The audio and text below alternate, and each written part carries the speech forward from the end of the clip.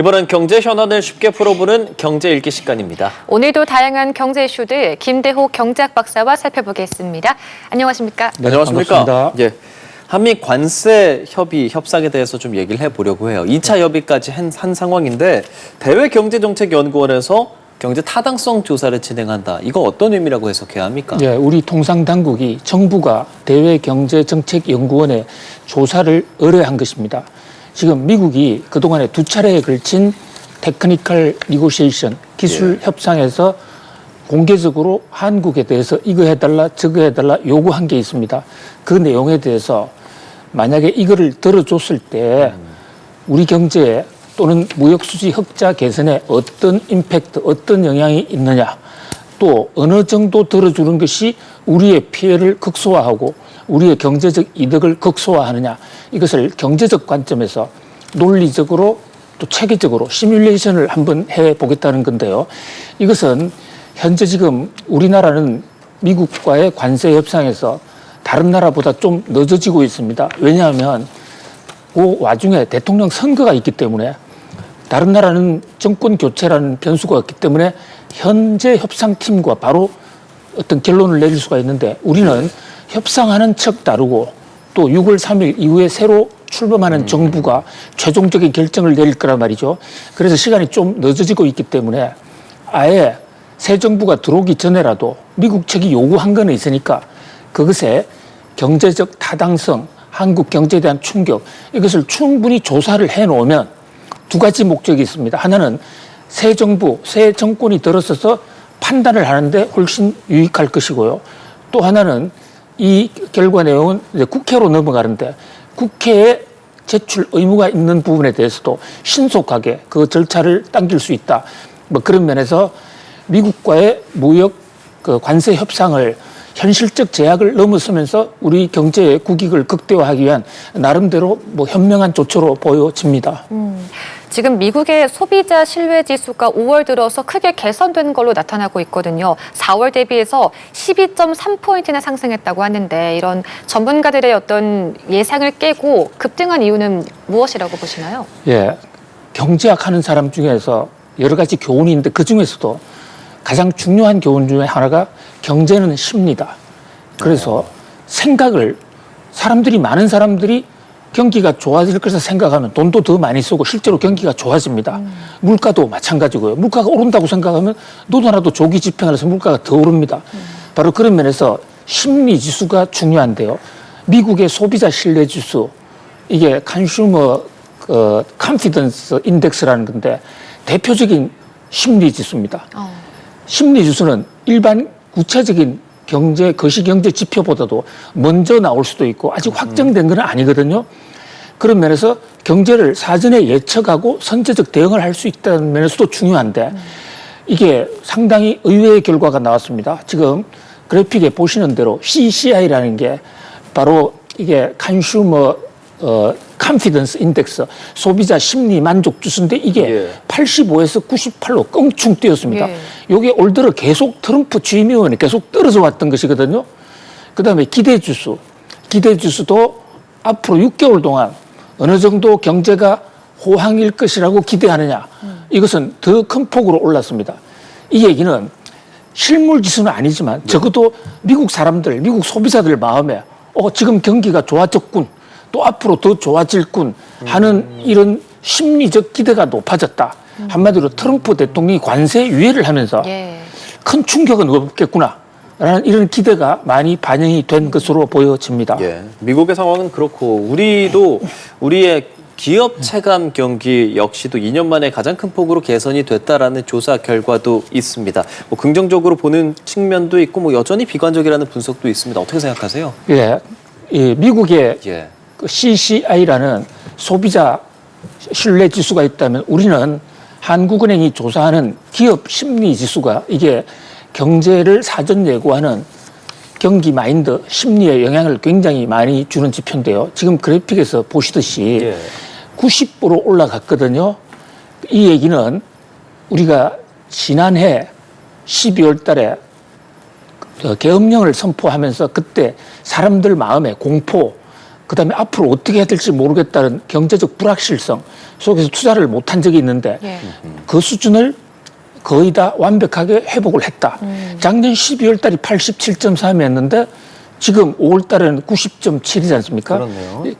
적어도 기업인들은 놀란 마음을 지금 진정하고 앞으로 좀 제대로 될 것 같아 이렇게 판단하고 있는 것으로 보입니다. 상당히 반가운 지표인데요. 그러나 예. 지금 저게 90인데 100점이 만점이에요. 아. 심리지수라는 것은 GDP처럼 무한정 올라가지도 않고 무한정 내려가지도 않은데 기준이 100이거든요. 100이 됐을 때가 지난번하고 이번이 똑같아. 그게 100인데 90이라는 얘기는 지난달보다는 좀 좋아졌지만 여전히 정상 수준보다 한참 아래에 있다. 미국의 소비자 심리 지수도 100이 안 됐지 않습니까? 98. 그러니까 우리보다는 좀 높은데 미국 역시 아직까지 관세 충격에서 완전히 벗어나지는 못했다. 그러나 추세적으로 계엄령 사태로 촉발된 어떻게 투자하지, 어떻게 살아가지 하는 이런 불안감에서는 상당히 벗어났다. 이 두 가지 측면을 강조를 할 수가 있겠습니다. 예, 게다가 6월 국내 제조업 경기 전망이 4년 4개월 만에 최대 상승폭을 기록했다고 하는데 6월 3일이 또 대선이 있잖아요. 네. 이 대선을 기점으로 앞으로 좀 경기가 풀릴 거다 이렇게 지금 전망하는 걸로 보여지나요? 그렇습니다. 전체적인 지금 우리나라 실물 경제 특히 우리나라는 내수가 좀 부진한 것 이것은 아픈 손가락이긴 한데요. 그러나 수출 부분이나 전체 제조업 산업 활동 이런 데서는 뭐 비교적 선방을 하고 있습니다. 문제는 관세입니다. 관세 폭탄. 요게 아직까지는 지금 뭐 대부분은 유예가 됐고 지난 4월 9일부터 트럼프 관세 폭탄에 의해서 우리가 지금 10%씩을 물고 있고 자동차, 알루미늄, 철강 25%씩 물고 있는데 이 대목은 좀 충격을 받지만 뭐 지금까지는 그런 대로 괜찮다. 문제는 7월 9일까지 90일 유예를 주고 그때까지 한미 간의 관세 협상이 타결되지 않으면 그때 때린다고 했으니까 뭐 아직은 조금의 시간의 여유가 있습니다.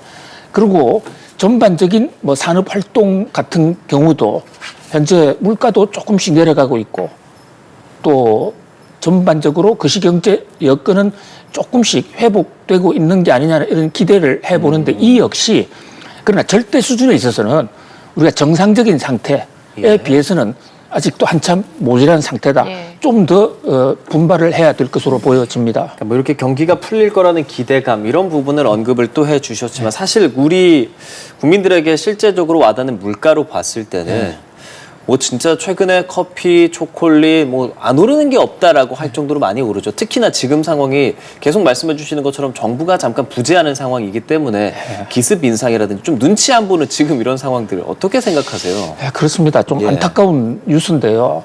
지금 물가가 좀 더 떨어져야 한국은행도 금리를 인하할 수 있고 내일 한국은행 금융통화위원회가 예정되어 있습니다만은 그런데 일반 국민들 특히 서민들의 생계와 관련돼 있는 이 식품 물가, 네. 외식 물가는 지금 엄청나게 오르고 있습니다.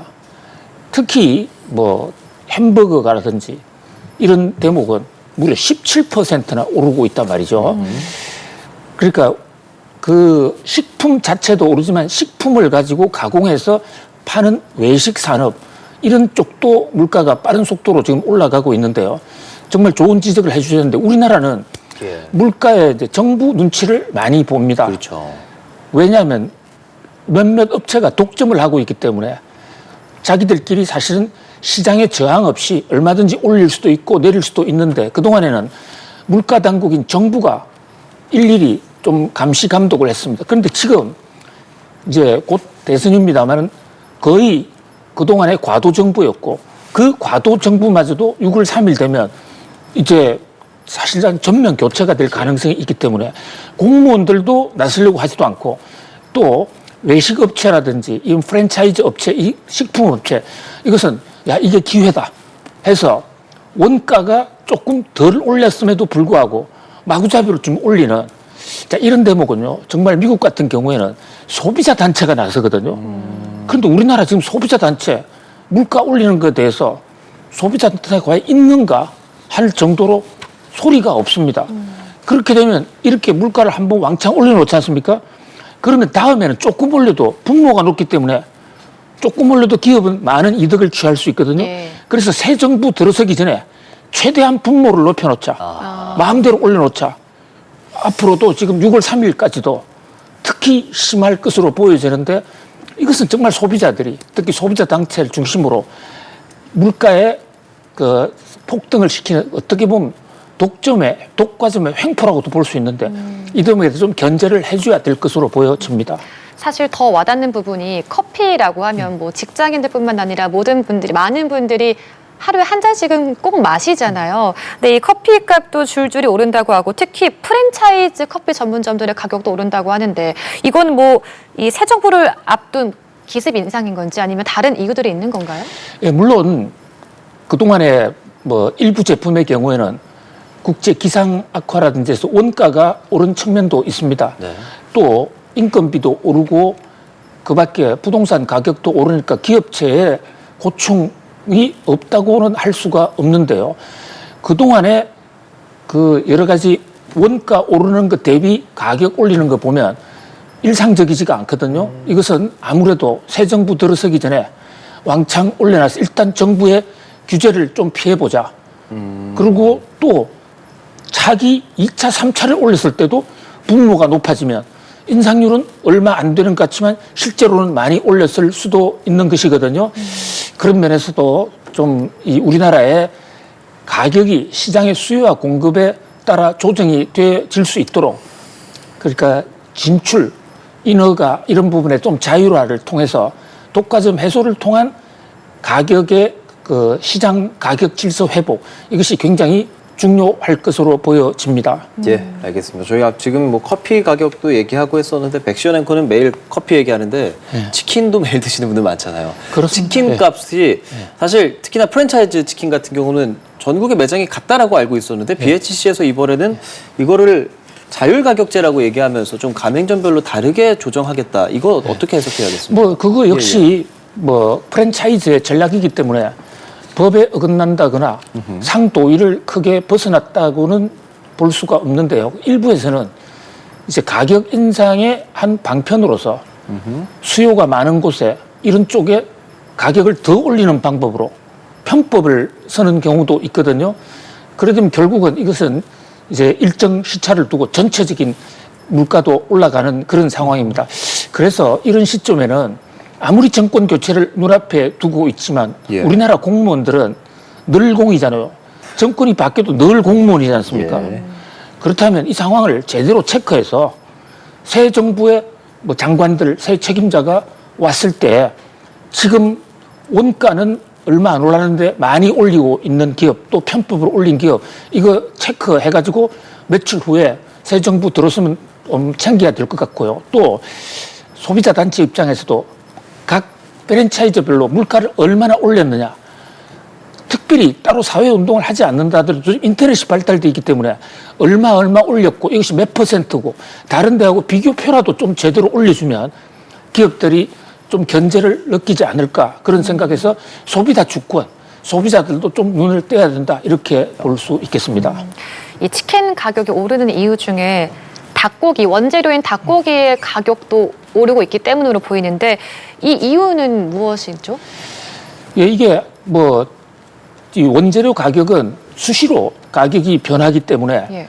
뭐 이 항상 특정해서 얘기하기가 좀 어렵습니다만은 현재 지금 전 세계적으로 조류 인플루엔자 이런 얘기가 있습니다. 미국 같은 경우에 달걀 값이 상당히 많이 오르지 않았습니까? 닭 예. 살처분한다든지 뭐 그 밖에도 뭐 전체적으로 수입 가격 요인도 있습니다. 특히 이제 인건비가 많이 오르고요. 그런데 지금 환율이 거꾸로 지금 떨어지고 있거든요.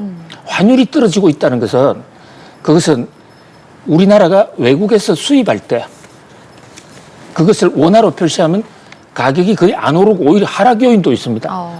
근데 불과 6개월 전 이럴 때 환율이 많이 올라갈 때는 우리나라 식품업체들이나 많은 프랜차이즈들이 환율이 오르니까 물가를 올릴 수밖에 없다고 했으면 지금은 환율이 떨어지니까 그만큼 내려줘야 될 거 아닙니까?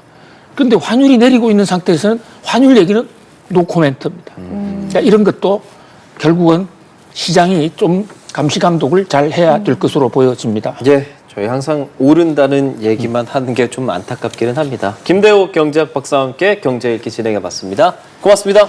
감사합니다. 예.